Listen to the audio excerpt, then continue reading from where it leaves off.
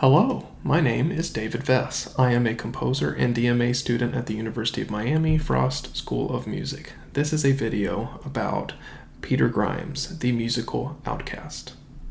Within the opera Peter Grimes, Britten casts the main character as a musical outcast.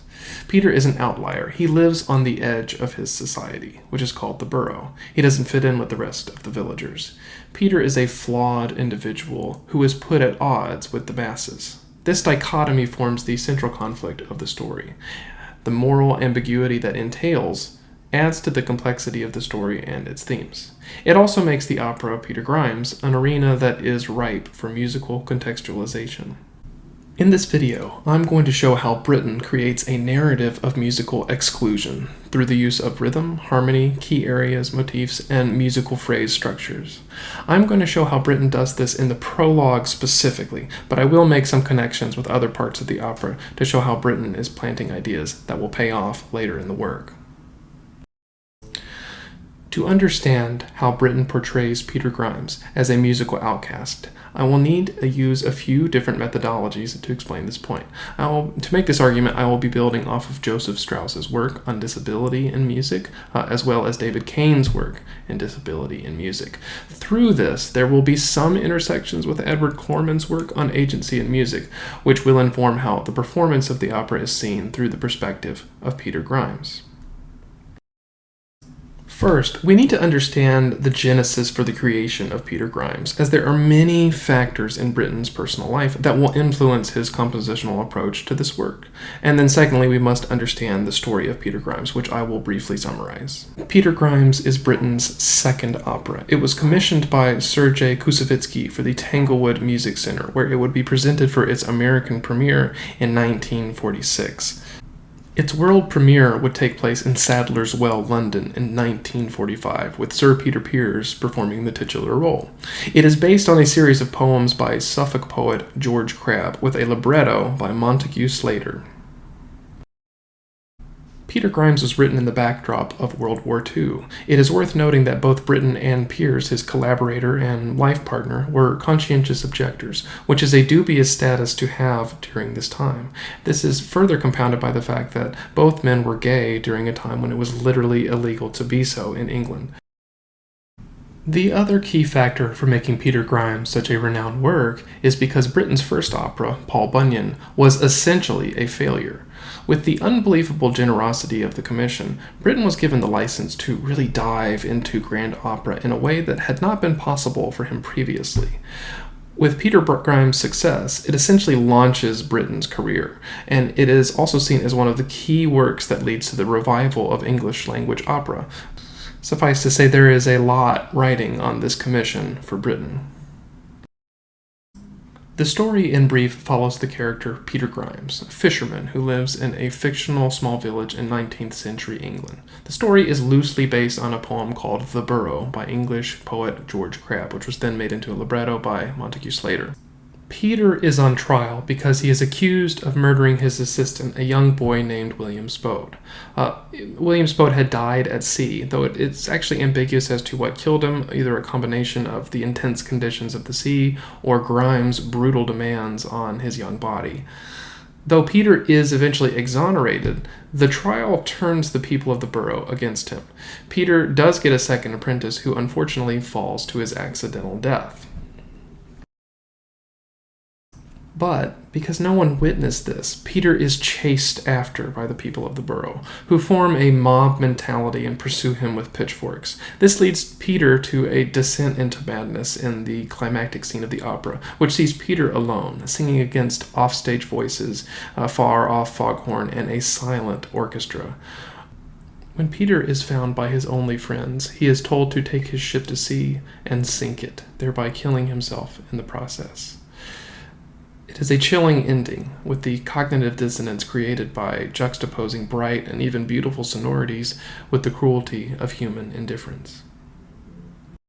So, to show how Britten makes Peter Grimes an outcast in his own society, I need to explain my framework. There are many different ways of interpreting this opera. I am primarily focused on disability. Now, specifically, the social and cultural construct of disability, which it should be noted is a different thing than an impairment. As Joseph Straus says, and just as feminist theory distinguishes sex from gender and critical race theory distinguishes race from ethnicity, disability studies usually distinguish impairment, underlying biological or medical conditions, from disability, the meanings conferred on impairment by social and cultural construction. That's really the angle that I am digging into, is the social and cultural construction part of this. I am putting disability into the context of this work. As David Kane writes, in considering Britten's operatic works, it is notable that disability, impairment, and illness feature significantly as aspects of plot and character. The character Peter Grimes is depicted as having delusions, exhibiting irrational behavior, and as being a social outlier. And indeed, many readings of Grimes diagnose him with various types of cognitive and behavioral diagnosis. Now, it is not my mission here to assign Grimes a specific disorder or disability. That's beyond what I am capable of. But it is worth noting what other scholars have labeled him as. He is often labeled as being dysfunctional, with self-destructive behavior, something that is considered way outside the bounds of normality, or even paranoia, and even schizotypal personality disorder.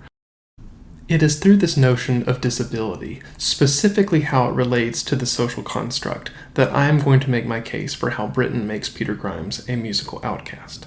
Social norms and inclusion are often an obstacle for those who have a disability. I will relate this to how the Borough rejects and others Peter Grimes through various musical parameters. Specifically, we'll look at rhythm, harmony, inclusion in overarching key areas, and in motivic development. To do this, I'm going to walk all the way through the prologue of the opera, addressing these issues as they arise. Let us start from the beginning.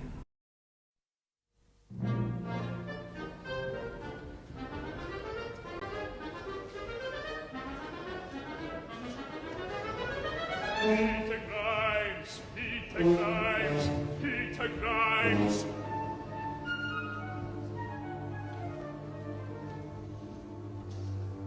Peter Grimes, we are here to investigate the cause of death of your apprentice, William Spode, whose body you brought ashore from the Boy village on the 26th ultimo.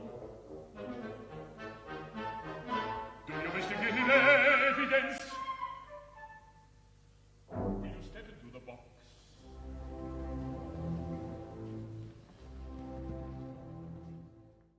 There is a lot in that opening to unpack. For example, the entire opera starts off in the key of B-flat major, with a statement of what I call the accidental circumstances motif. It features throughout the prologue, reappearing at rehearsal 2. It is the main melody that Swallow uses when he sings at Grimes, Peter Grimes, I here advise you, do not hire another boy apprentice. It is also the theme that closes out the Borough's appearance in the prologue, starting and ending Peter Grimes' trial. This key area of B-flat major is very important and is directly related to the people of the Borough. We will see it return as a structural harmonic area that recurs not just through the prologue, but throughout the entire opera. We will also see how Grimes is always kept outside of acceptance into that harmony, and how he often clashes with it. Peter Grimes, take the oath after me. I swear by Almighty God, I swear by Almighty, that the evidence I shall give, that the evidence I shall be the truth, shall be the whole truth and nothing but the truth, the whole truth and nothing but the truth, and quote the story in your own words.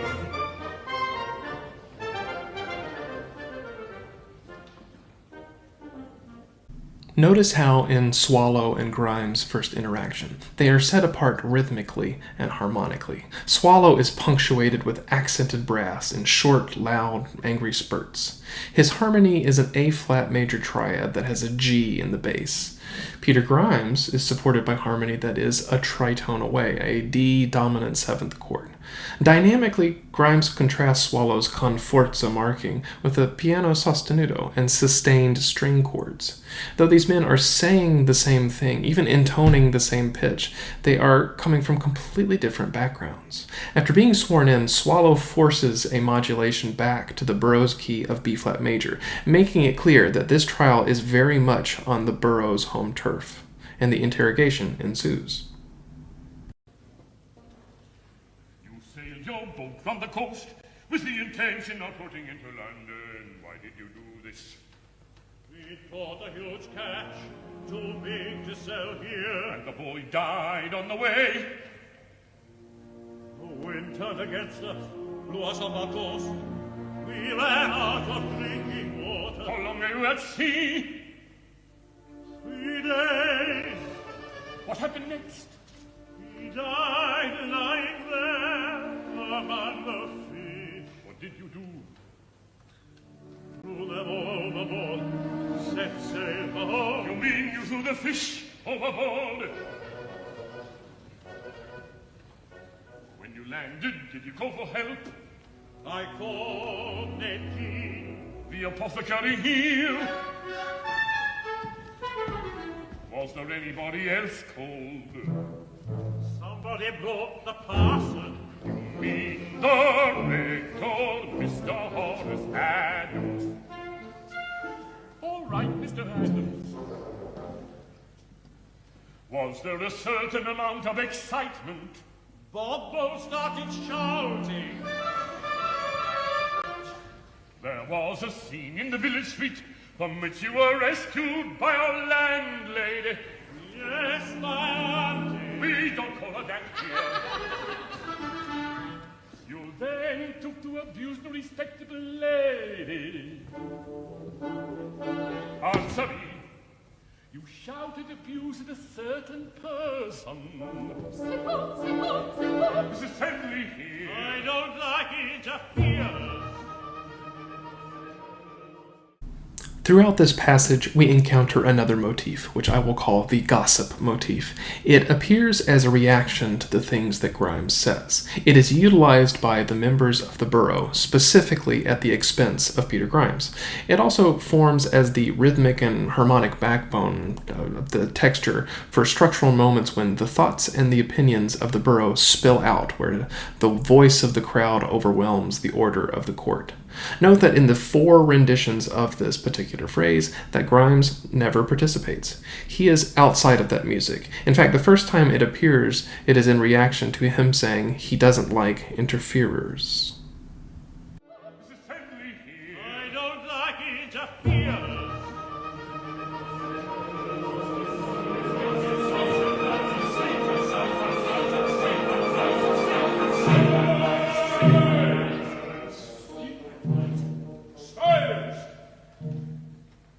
Now tell me this. Who helped you carry the boy home? The schoolmistress, the widow, Mrs. Eleanor Ford?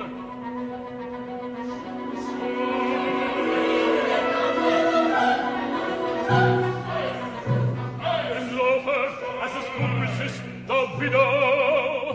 How After Ellen Orford steps up to respond to Swallow, a very interesting musical moment occurs.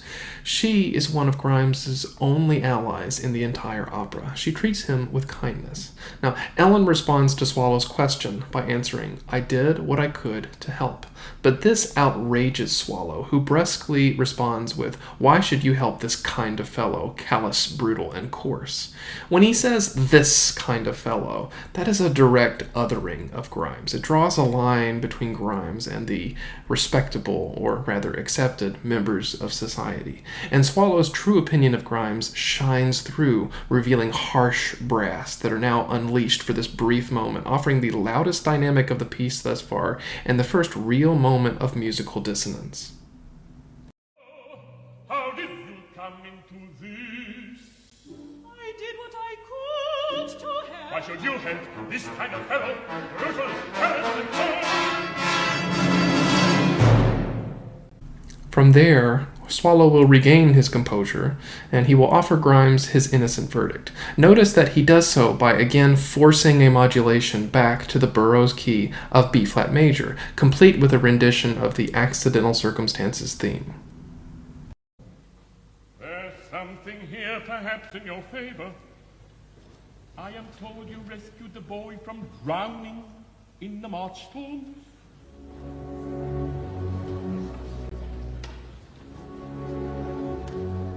Have you something else to say? No? Then I have.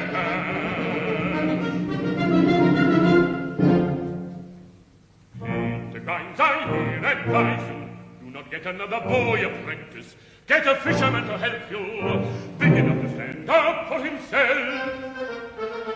Our verdict is that William Spode, your apprentice, died in accidental circumstances. But my lovely people are apt to remember. This verdict triggers the third statement of the gossip theme, with the full chorus of Borough voices announcing their outrage on the text, "Fix the guilt." Note that when they sing this, it is once again in the key of B-flat major. Now after this, Grimes tries to be heard by Swallow, pleading his case that even though he's been marked innocent, the Borough still views him as guilty. But to be heard, Grimes must use dissonance, changing his modal inflection to be different than that of the Borough. Where they are singing B-flats and Fs, which fit the Borough's key of B-flat major, Grimes elects to sing C-flat, A-flat, and B-flat, his personal Phrygian-tinged harmony clashing with the Borough's. But this is where Peter is truly shown as an outcast, as his plea is completely overtaken by the voices of the Borough. Note how in this entire passage, Grimes is the only character to not sing the same pitches as the other. He is marginalized to focusing on F, attempting to assert himself into the harmony, but he simply does not fit in with the stronger presence of C's and G's. He is the only character who has no support from the orchestra, and he is the only character singing the text, the truth, the simple truth, the truth itself. This contrasts with the Borough continuing to focus on fix the guilt. His voice is literally lost to the crowd, which storms off in the final rendition of the accidental circumstances theme, played by the winds and brass in the key of B-flat major.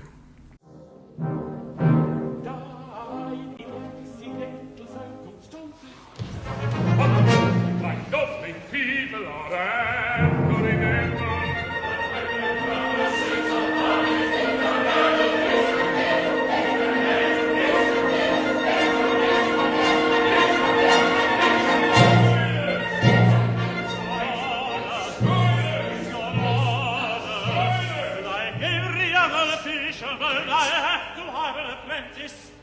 I must have help. Then get a woman, help you look after him. That's what I want, but not yet.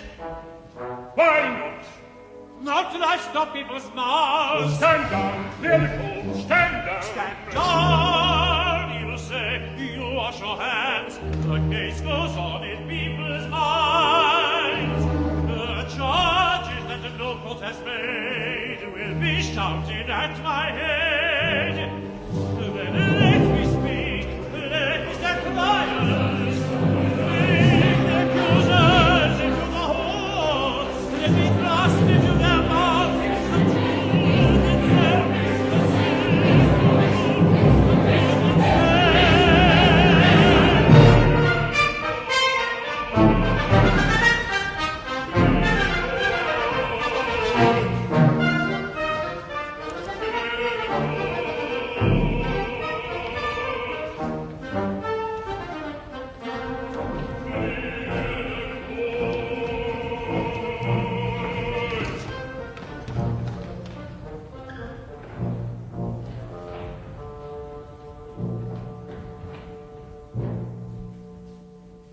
In the final part of the prologue, only two voices remain, with no instrumental accompaniment. Ellen and Peter have a duet. Britten makes a curious decision to score Ellen in the key of E major, starts out with some E Lydian inflections, and with Peter in the key of F minor. The truth pity and the truth. Peter, come away. Where the wolves themselves gossip of inquest, But we'll gossip too, and talk and rave. while peeping toms nod as you go, you share the name of our go-to.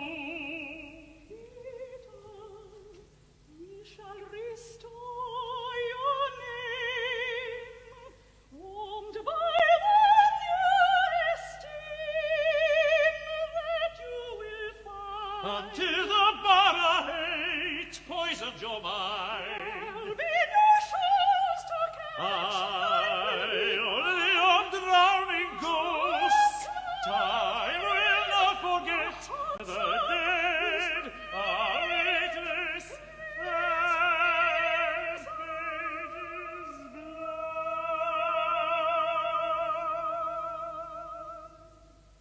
Britten's choice to have them do a duet in two close yet disconnected keys is a major comment on the characters themselves. Peter's fiery F minor is left unresolved when they both meet on the pitch E. For Ellen, E is the resolution, the coming together. It is the tonic of her key. But for Peter, E is a note that requires resolution. It is part of the dominant in F minor. At this point, they join together and sing in octaves. The duet ends again on E, which is picked up by the violins and flute as the first interlude begins. Now, E, of course, is a tritone away from B flat, and this, I think this is a nice moment where, of course, the little bit of solace that they find in this has to be as far removed from the key area of the Borough as possible. I will not forget the dead are weightless as pages blood.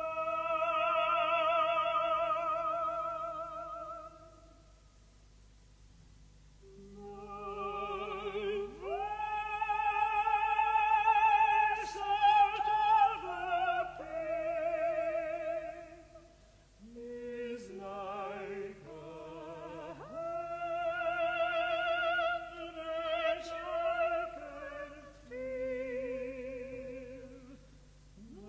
that you can feel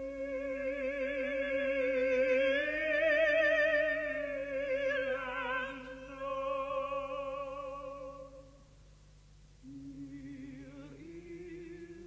is a friend.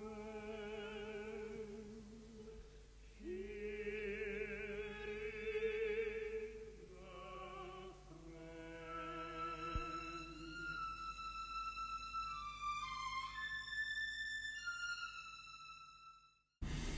I have one final thought on how the Borough's key of B flat connects the prologue to the rest of the opera. This moment is in Act 2, where Peter strikes Ellen. In this act, he is literally confirming the suspicion of the people of the Borough. This is one of the most powerful moments in the opera, and is one that Britten has been building up to.